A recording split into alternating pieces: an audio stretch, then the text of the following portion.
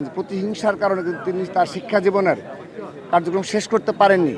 আপনাদের মনে থাকার কথা, আমরা তো ভুলে যাই, আমরা অল্পতেই ভুলে যাই। আপনি লক্ষ্য করে দেখুন যে সেই এরশাদ বিরোধী আন্দোলন কী ধরনের সে ধরনের একটা বাস্তবতা এই ঢাকা বিশ্ববিদ্যালয়ে ছিল, হলগুলোর একটা বাস্তবতা সেখানে ছিল। এরশাদের যে জাতীয় পার্টির যে ছাত্র সংগঠন ছিল তাদের কী ধরনের কার্যক্রম ছিল সেগুলো আপনি অবগত রয়েছেন। আল্লাহর রহমতে তার পরবর্তী গণতান্ত্রিক সরকার আসার পর পরিবর্তন করার চেষ্টা করা হয়েছে, কিন্তু সর্বশেষ 15.5 বছরে এই ঢাকা বিশ্ববিদ্যালয় সহ সকল শিক্ষা প্রতিষ্ঠানে ছাত্র রাজনীতি বলতে যা বুঝিয়েছে এটা সরাসরি ছিল একটা সন্ত্রাসী কর্মকাণ্ড।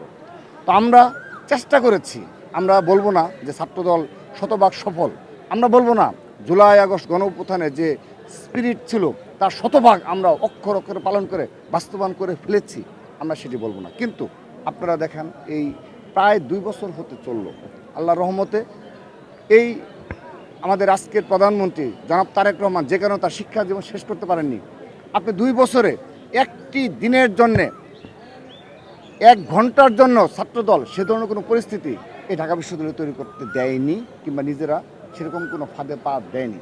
আমাদের বিরুদ্ধে শত শত মব হয়েছে, রাত 2টা-3টার সময় এখানে মিছিল করেছে 10-15 জন এসে, এবং তার নামে অকথ্য ভাষায় নোংরা স্লোগান দিয়েছে।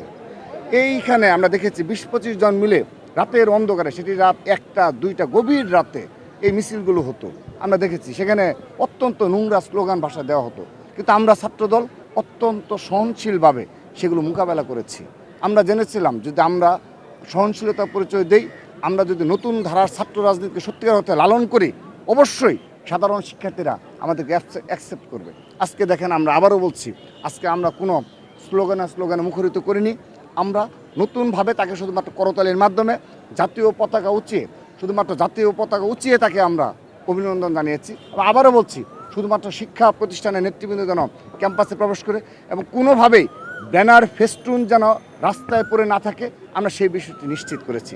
শুধু তাই নয়, আমাদের প্রোগ্রাম শেষ হওয়ার পর আমরা আবারও সেই একটা শুদ্ধি অভিযান চালাবো যে পুরো ক্যাম্পাসে কোনো প্রকার কোনো রাস্তায় কোনো পড়ে রয়েছে কিনা সেগুলো আমরা দেখব, রাস্তা আমাদের দ্বারা কোনো ময়লা হয়েছে কিনা সেগুলো আমরা নিজেরা পরিষ্কার করে দেব।